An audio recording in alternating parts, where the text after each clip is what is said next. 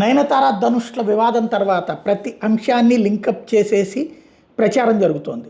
తాజాగా నయనతార చేసినటువంటి ఒక ట్వీట్ వాస్తవంగా అది ధనుష్ను ఉద్దేశించి కాదు, కానీ ధనుష్ను ఉద్దేశించినే అన్నటువంటి పాయింట్ జనాలు ఫీల్ అయిపోతున్నారు. అబద్ధాలతో పక్కవారి జీవితాల్ని నాశనం చేస్తే దానిని మీరు ఒక అప్పుగా భావించండి, ఏదో ఒక రోజు మీకు వడ్డీతో సహా తిరిగి వస్తుందని గుర్తుపెట్టుకోండి అంటూ నయనతార చేసినటువంటి ఒక ట్వీట్. అంటే ఒక సాధారణంగా ఈ అమ్మాయి కొన్ని కొటేషన్స్ పెడతా ఉంటుంది, అట్లాంటి కొటేషన్తో చేస్తే అది కాస్త ధనుష్ నీకే ఈ వార్నింగ్ అన్నటువంటి ప్రొజెక్ట్ చేస్తున్నారు.